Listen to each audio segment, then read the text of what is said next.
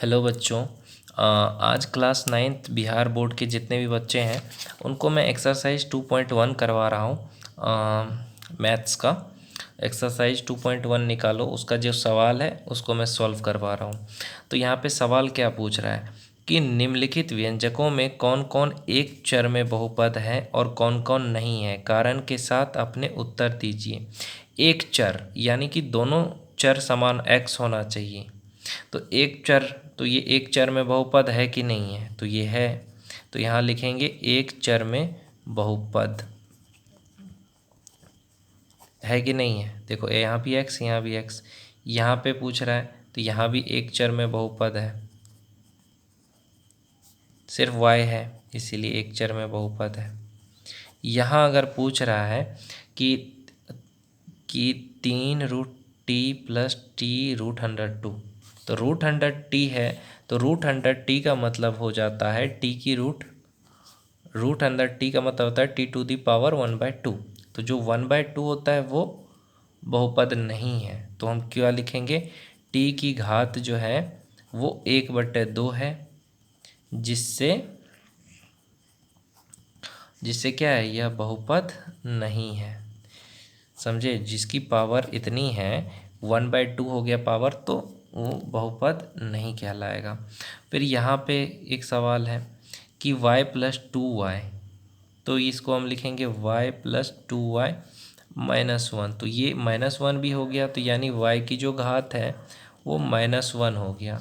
तो जो -1 हो गया या 1/2 हो गया, तो ये बहुपद नहीं होगा, जो बहुपद नहीं होगा। अगर पावर ऐसा आता है 1/2 आता है पावर, या माइनस में आता है, तो वो बहुपद नहीं माना जाएगा।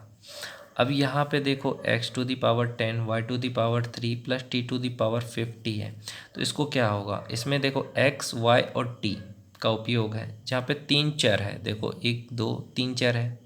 या एक चर का बहुपद ये नहीं है, क्योंकि यहाँ पे तीन चर है, तीन चर है ना, x y t, तो यह बहुपद एक चर का बहुपद नहीं है। यह बहुपद एक चर का नहीं है, नहीं है। ओके, समझ में आ गया पहला सवाल।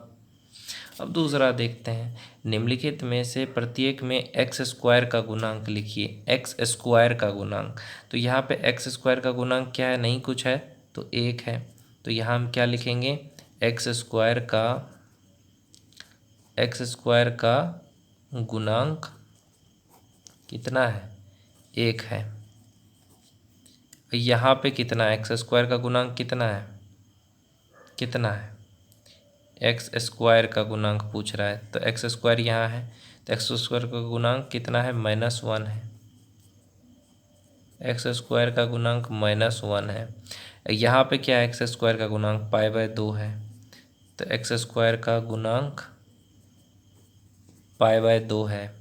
यहाँ देखना है कि x² यहाँ पे है, x² का गुणांक कुछ है, नहीं है, तो हम क्या लिखेंगे, नहीं कुछ है तो जीरो है। x² का गुणांक जीरो है, कुछ नहीं है तो क्या है, जीरो है।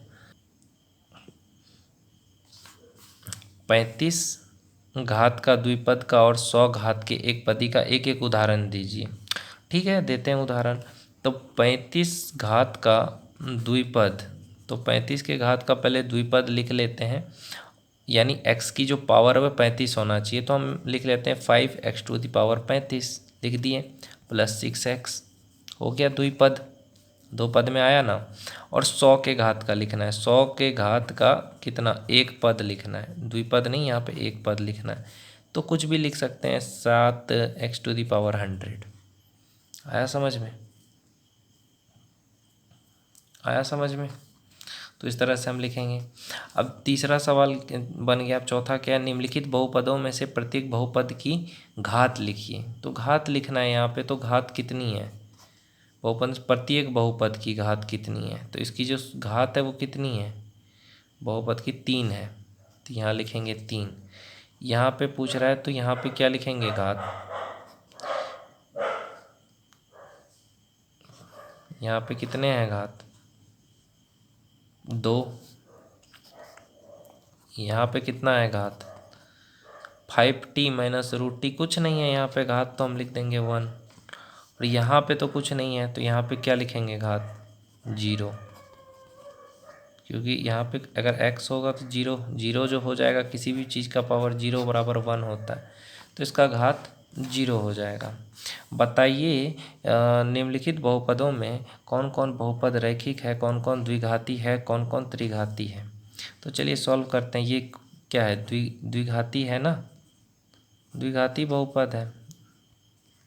ये क्या है, त्रिघाती है, क्योंकि पावर 3 है, त्रिघाती बहुपद है। वही चीज़ ये क्या है, द्विघाती है कि द्विघाती है, द्विघाती बहुपद है कि नहीं है, बिल्कुल है। अब ये बताइए, ये रैखिक बहुपद है क्योंकि इसमें कोई घात नहीं है भाई, रैखिक बहुपद है। ये क्या है, रैखिक बहुपद है क्योंकि यहाँ पे कोई भी घात नहीं है। आर स्क्वायर है तो यानी द्विघाती बहुपद है। 7x की पावर 3 है यानी त्रिघाती बहुपद है। तो इस तरीके से एक्सरसाइज जो है 2.1 क्या हुआ, कंप्लीट हो गया आप लोगों का। क्लास 9th के जितने भी बिहार बोर्ड के स्टूडेंट हैं भाई, तुम्हारा मैंने कंप्लीट कर दिया ये।